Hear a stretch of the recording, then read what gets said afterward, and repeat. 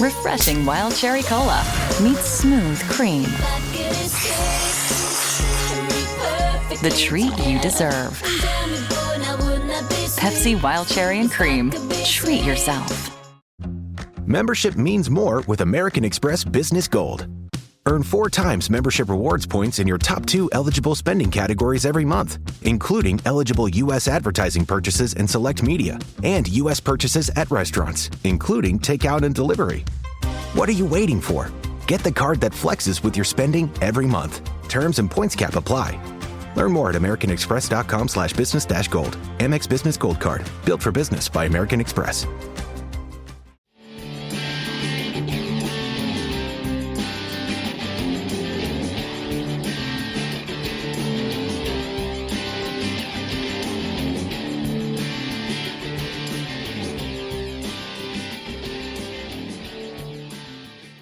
Well, a very good afternoon to you. Racing back is back. The sun is shining. Spring's on its way.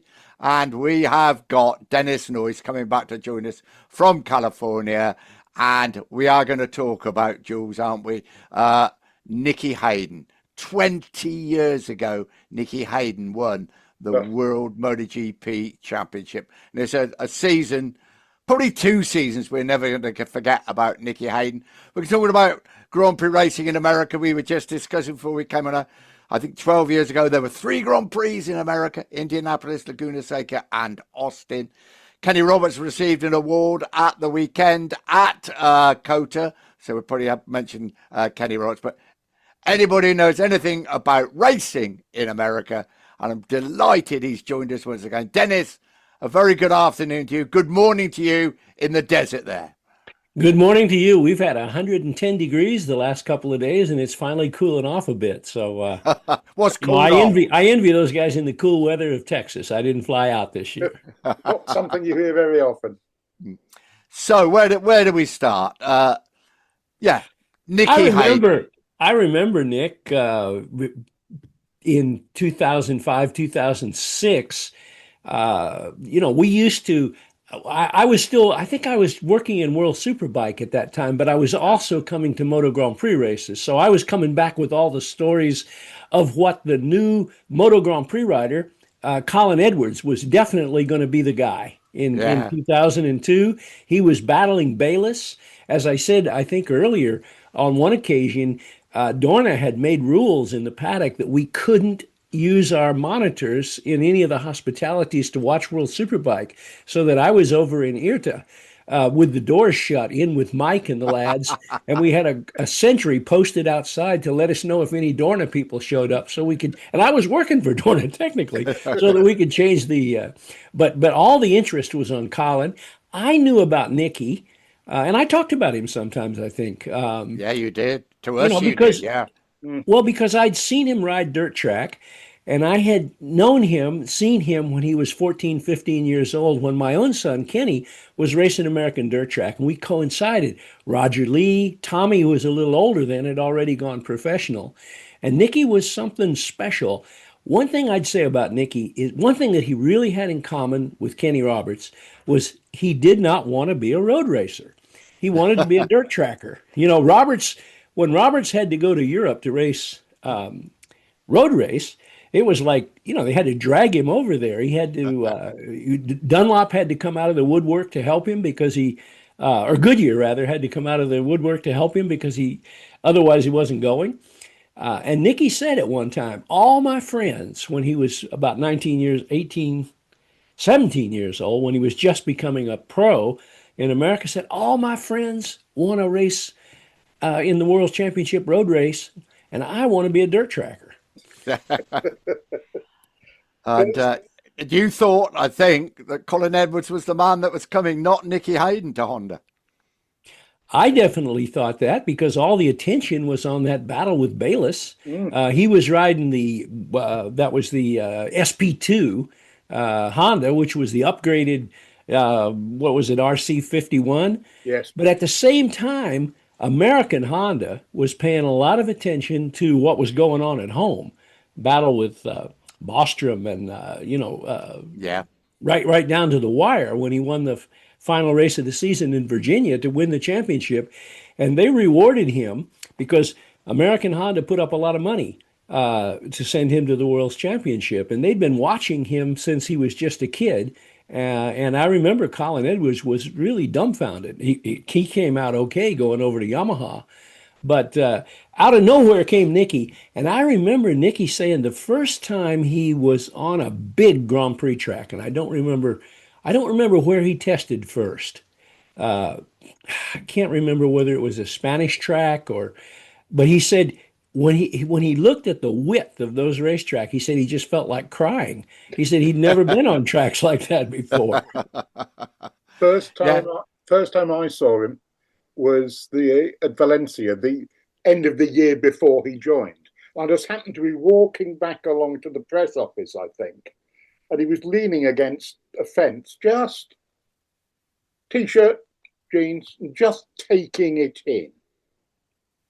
Quizzical look on his face. Now, as I came up to him, a young Spanish couple, quite posh, accosted and said, "Are you Hayden?" and asked for his autograph and wished him luck for next year. And he sort of looked at them as they went, and I thought, I'm not going to introduce myself now, but I sort of logged that for future reference. It was just the quizzical look on the look of an intelligent man trying to work out what the hell he'd got himself into. Well, I remember the first time I met Nicky, Earl introduced him to me. And Earl knew me as a Grand Prix reporter, and back in the States, I was there actually with Kenny at Indianapolis for the Youth Amateur Nationals. Roger Lee was riding there that time too. And anyway, Earl said, "I'd like you to meet my boy. You already met Roger here. I'd like you to meet my boy Nicky." And he stood up there. He must have been about 5'4" at that time, with a handshake like a man, a steady look in your eye, and say, "Pleased to meet you, sir." That sounds. Is that very Kentucky, Dennis? Well, I'm from Illinois, but President Obama once said, when they asked him about Southern Illinois, he said, "Well, there is no such thing as Southern Illinois. Kentucky starts in Kankakee, which is just 40 miles south of Chicago." Right. So Indiana, Kentucky, they don't consider Kentucky part of the Midwest, but actually it is. We're all.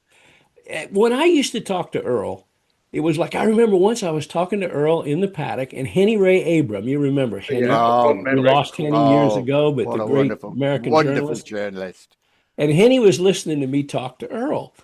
And after Earl left, Henny said, "Why are you putting on that Kentucky accent to talk to Earl? That's kind of insulting." And I said, "No, Kenny, I am putting on an American accent to talk to you right now. That accent I was talking to Earl with is mine." Henny was a New York man, wasn't he? Yeah, Henny was a New York man all the way. Yeah, very big city boy. But, Earl himself brought that tradition of Earl and Rose. Rose never lost. She only lost one race as a dirt tracker. I think that was the last race she rode. She was racing little quarter-mile tracks down in Kentucky. And I remember Earl told me a story, and this kind of goes along with you ask about Kentucky. They would race. Earl used to put the buckets around different parts of the house in case it rained because the water was dripping through the roof. Yeah. And they would get in the car, the two sisters, the three boys, Rose, and they would drive off in the truck, carrying the bikes. They went up to Chandler, Indiana, and there was a guy up. This is when the kids were little. This is an Earl story. They went up to Chandler, Indiana, Hoosiers, just across the border up there. I've been there before. It's near Paducah. Anyway, there was a guy up there that he'd been racing all around the different circuits, and this guy always beat him.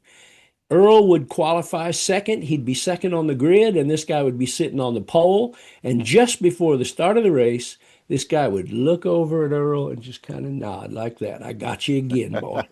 And Earl said, "I got to come up with something." So he told Rose in Chandler, Indiana, there's a creek, I think it's Chandler Creek. He said, "Go down to the creek and find me a frog." Not a big frog. And when a racer asks for something, you don't ask him why. Guy needs a frog, go get him a frog. He said, "Make it small enough so I can get it in my mouth." That gave her some clue as to what he was going to do with it. So when he went out to the grid, he put the frog in his mouth just before they went out, and they're sitting on the grid, and the guy from Chandler, the Hoosier from Chandler, looked over at him and went like that, and Earl looked over at him and went and spit a frog at him. And that messed the guy's start up so that Earl led for the first 8 of 10 races, but he still lost. And I'd sit around, I remember sitting around in Indianapolis at campground listening to those stories that Earl would tell. That was when Roger Lee was scared of bears. He was sleeping in a tent, and just before he'd go off to sleep, they'd say, "I think I seen a bear around here." Anyway, and that was, and he came up through, there was one race, I can't remember, there was one race, a national, I think it was Springfield, Illinois TT.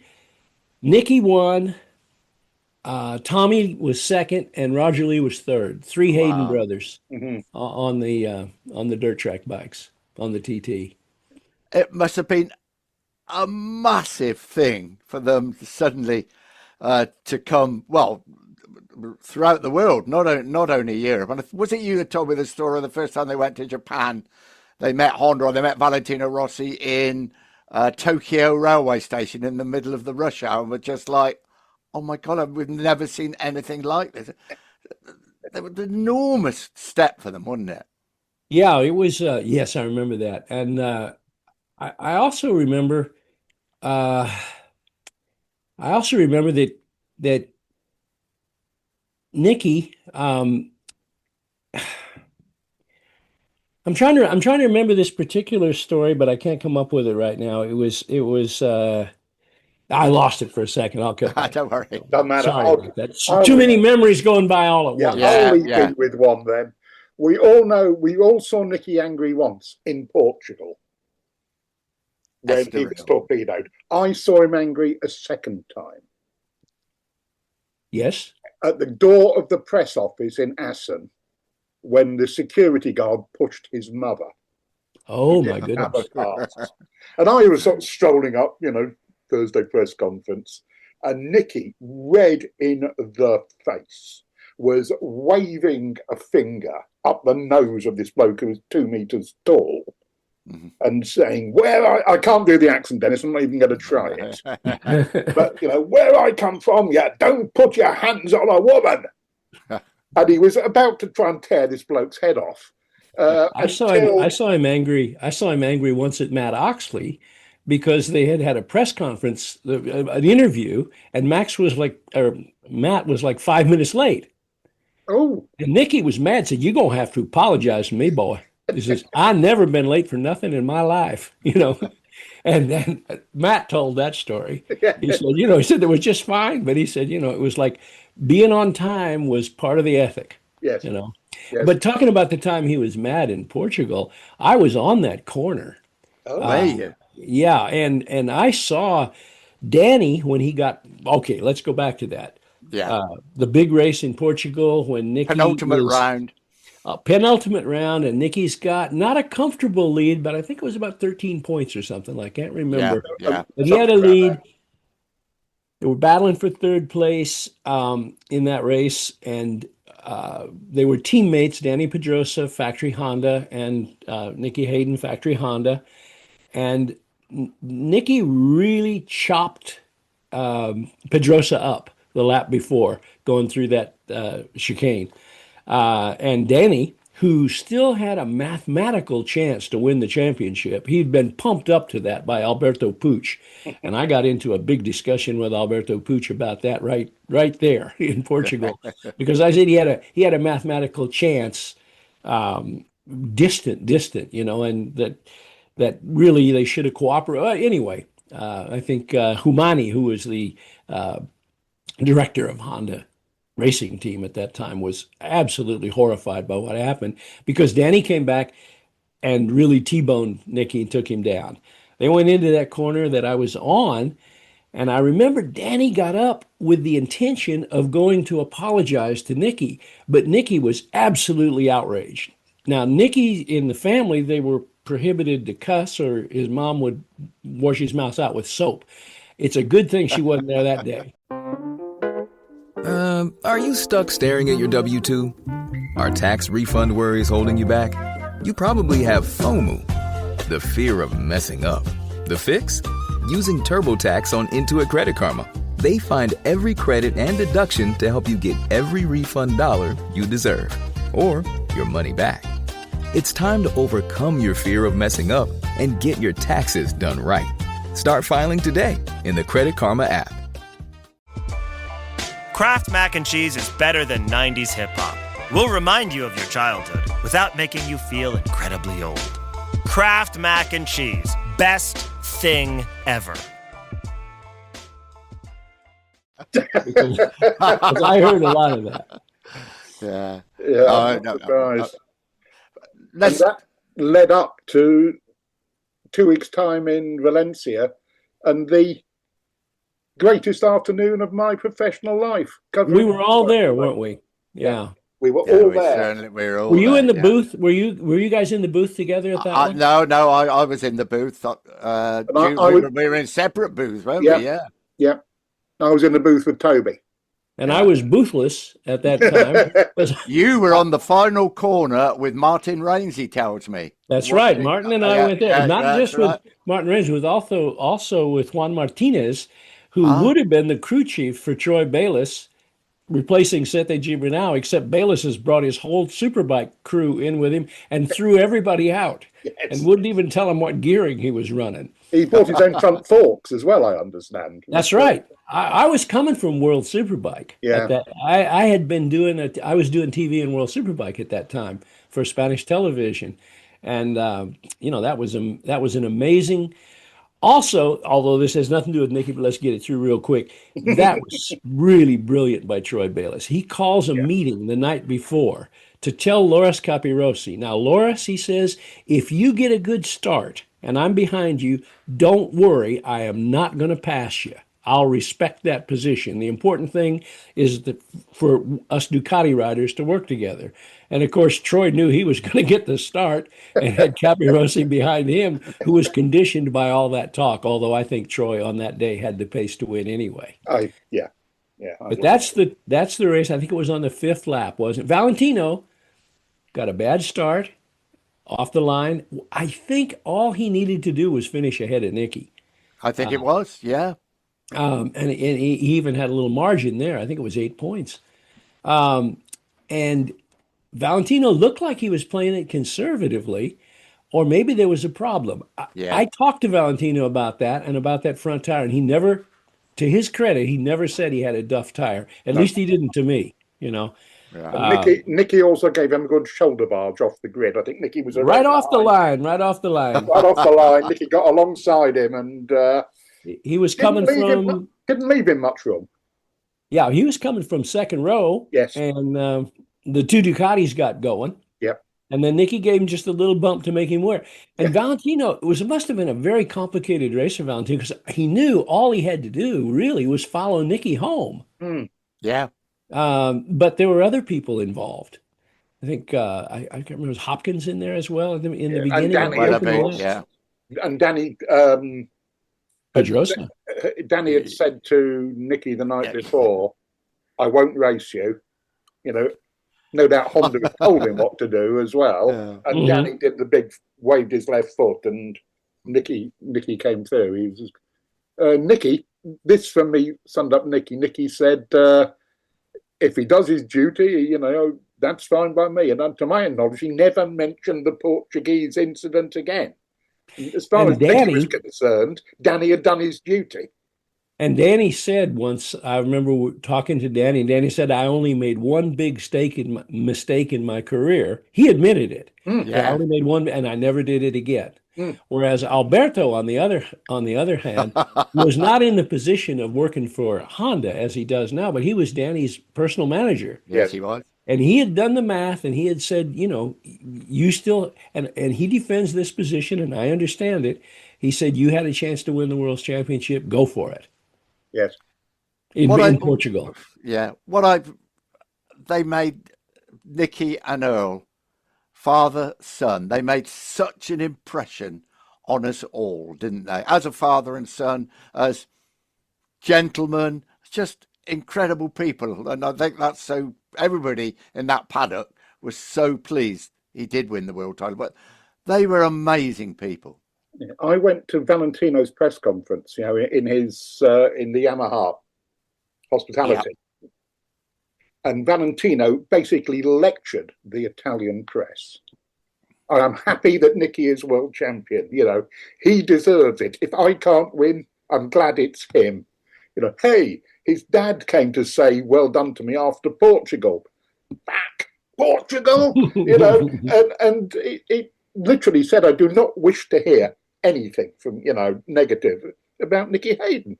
He is world champion and he should be world champion. And if the bloke who was fighting him tooth and nail all for the last couple of years can act like that, it's not surprising that everybody else in the paddock had the highest regard for him. You remember that, look, nobody expected anyone other than Valentino Rossi in Valencia that day to win. No, they didn't. Remember, they had all the smoke in the yellow color that all the Valentino Rossi fans didn't know what else to do with but a race. But in the booth, you might not have appreciated it. But from the racetrack, when the news that Rossi had crashed permeated. Well, one thing about Valencia, people criticize that track. I love Valencia for the crowd because the crowd can see the entire racetrack. Can't they? It's like a big oval, and everybody saw. Suddenly, Rossi did not come out of turn 2. He didn't come out. Yeah. And there was a silence that fell over the place. It was. Martin Raines and I were talking about it the other day. It was really startling. People just didn't know what to make of it. Was Valentino going to come back through? And then on that cool down lap, when Nicky was barely able to, before he took his helmet off and before he lit the firecrackers and then just collapsed on his knees into joy and ecstasy, Valentino came alongside to congratulate him. And it wasn't just one of those fist bumps or a hand slap. It was Valentino. Valentino obviously did not want Nicky Hayden to win the championship. But as I said, if anybody's going to beat me, let it be this guy. Yeah. Absolutely. A friend of mine was in the crowd, Payne Punter, and obviously surrounded. And he said he was the only Nicky Hayden fan in the place. It was the usual yellow T-shirts and what have you, and he's there, with a Nicky Hayden shirt on, and they take the mick for up until the end of the race, and then it was just slapped on the back and hey, Campione, and please for him. I don't, nobody disliked Nicky, not even the rabid Valentini boppers. Yeah, well, it had been. Those were the Rossi days, weren't they? Oh, well, the sensation. It's hard for people who didn't live that to understand what it was like. Just a phenomenon. And that's why I would say to Liberty Media, you cannot create that. You just look for it and then try and promote it. Yeah, but you can't create a Valentino Rossi. The three of us remember Beatlemania, and that was like the second coming of Beatlemania, frankly.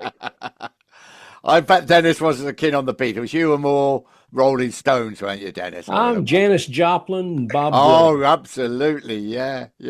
So we remember Valencia. I don't think any of us, we were all there, the 2 wins in Laguna Seca. I think the first one in particular, 2005? He won in Laguna and he stopped to pick Earl up and took him around on the celebration lap and everything. It was amazing. And he did the little dance on the podium that Roger Lee said, he said, I don't even know if I can go home after everybody saw my brother do that dance. He said Nicky overestimated his dancing ability. He danced a jig.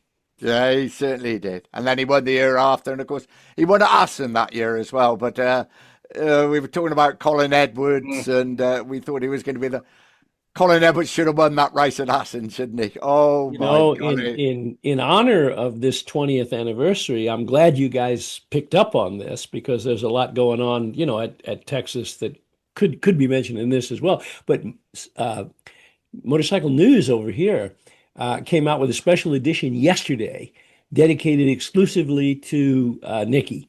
And winning this Fantastic. championship. And it has a quote in it that I'd never seen before because it just occurred from Colin Edwards himself, talking about that crash at Assen.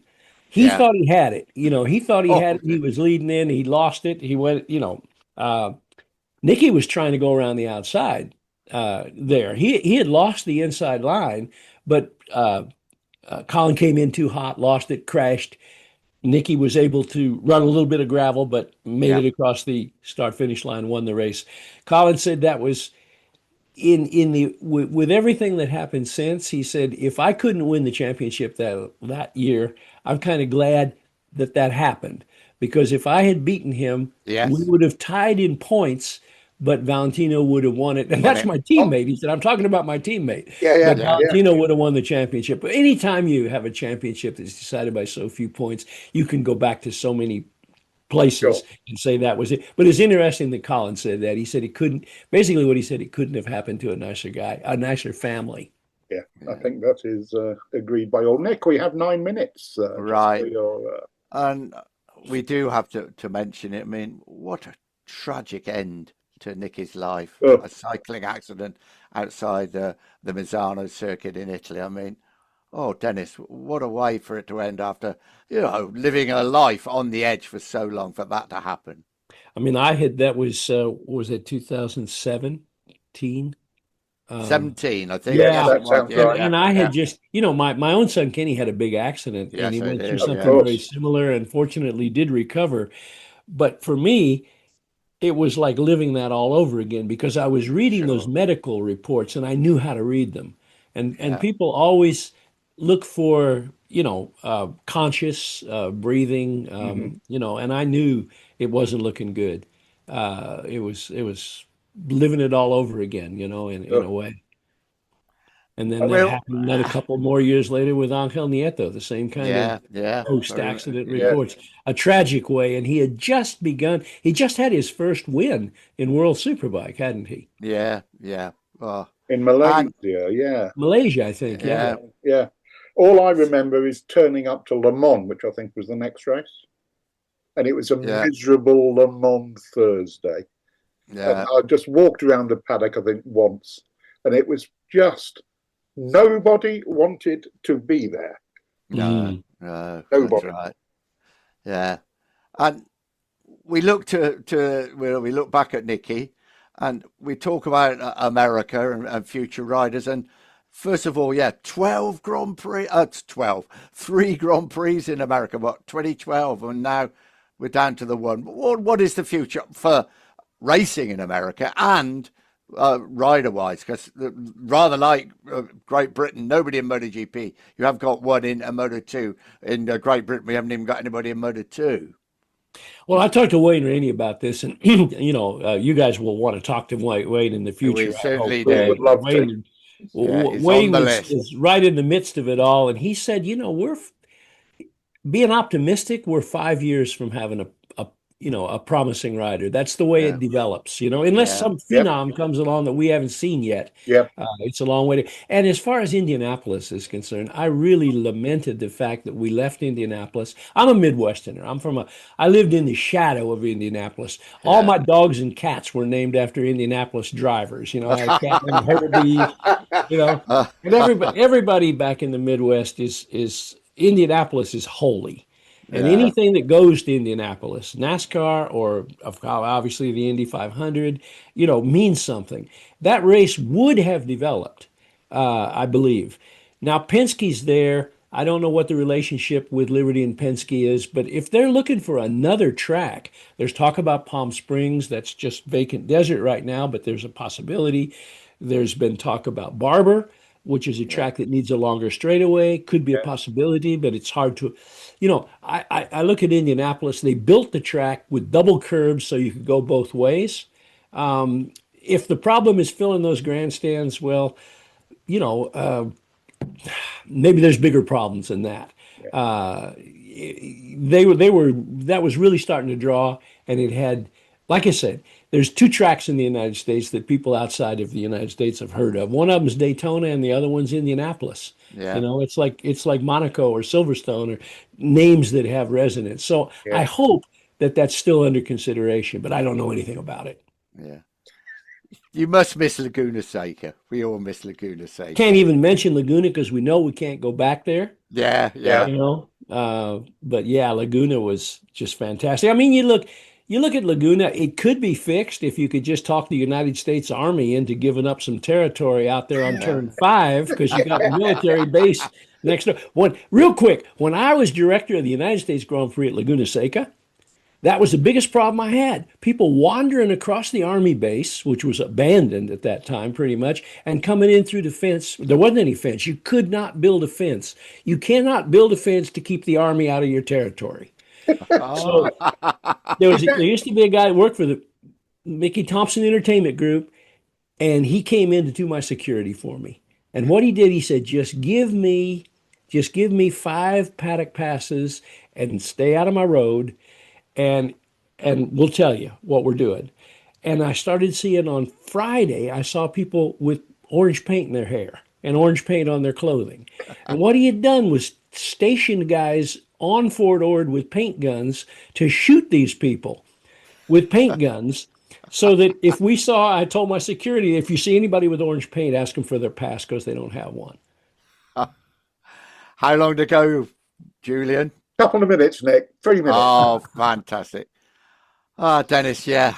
Well, we have to be careful not to get in any big stories now. Or we'll go no, just short stuff, Dennis. Just I think your final memories of the Hayden family and Nicky and Earl in particular. This episode is brought to you by Redfin. You're listening to a podcast, which means you're probably multitasking. Maybe even scrolling home listings on Redfin, saving homes without expecting to get them. But Redfin isn't just built for endless browsing. It's built to help you find and own a home. With agents who close twice as many deals, when you find the one, you've got a real shot at getting it. Get started at redfin.com. Own the dream. I remember, you know, when those last laps in Valencia, and you saw the pictures on television. I wasn't in the garage, but there was the picture of Earl with his fingers crossed and his head down in prayer. Rose with the fingers crossed, you know, that whole family. Jenny, Kathleen, the 2 sisters also that were so supportive of everything that the family was doing. Just, you know, and it was rough on the racetrack. It wasn't easy beating Hayden's. Hayden's bumped you. I was at Indianapolis where they penalized Nicky 3 times in the quarter mile. Jump start, put him on the back row. Jump start, put him on another back row, even farther back. And they told him, you do a 3rd jump start, we're going to turn you around and make you start the race facing backwards, boy. And then he started from the 2nd row back. He was 15 years old. He started from the 2nd row back, came through the race, passed the winner on the last lap, went up the inside of him, gave him a big bump, and then got disqualified. And I remember Earl said, we're going home without a trophy, but we taught him a lesson. Oh, there we go. Dennis, Jules, wonderful memories of a truly special person. And we celebrate his world title 20 years ago. Nicky Hayden, we will never forget you. Oh, memories of Nicky Hayden, Dennis in the desert. Oh, wonderful. I know. And you always think, some old cynic, I think we'll call him Michael Scott for the sake of argument, once said to me, Dennis's stories are great. And I think some of them might even be true. We're not fussed about that. Norrie White, my old news editor at Motorcycle News when I started as a journalist. Laddie, come here. Yeah. Never let the facts spoil a good story. That's what he was saying. No, but I think Dennis was talking about stuff that we know to be true. It was wonderful. And it was wonderful to hear an insight into the sort of really, I mean, the Hayden background was to somebody like even Henry Ray Abrahams, who was mentioned, a journalist from New York, a big city sophisticate, You know, Kentucky was as foreign to him as it is to you and me. And the whole family raced. They all raced at some point, didn't they? So it was certainly in the blood. Earl said to me once his daughter played tennis. That's right. Yes, she did. And I forget I can't remember. I'm sorry, I can't remember. Rose's mum. Can't remember the name. And I said, "Daddy, I need a tennis racket." Okay, what's it cost? And she said, "Oh, it's a lot. It's about $40." Yeah. And he said, "Okay. And I need a spare." "I think we can do that." They said, "Gee, the relief of having 3 boys he had to buy, motorbikes for. Motorbikes. And all she wants is 2 tennis rackets, Yeah, and we'll make every effort now to get Wayne Rainey on and a few others. We're working on guests, and we were going to try and keep it interesting the whole way through. I think that's really important.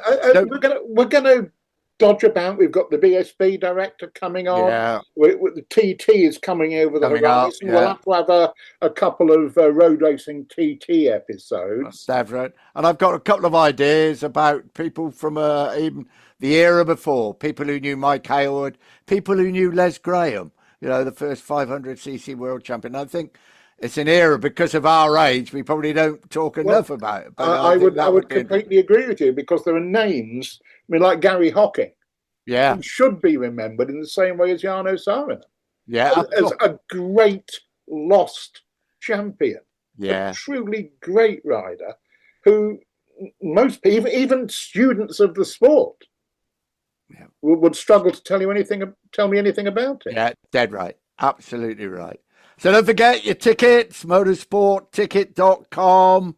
The QR code is up on the screen or via the link on the show notes.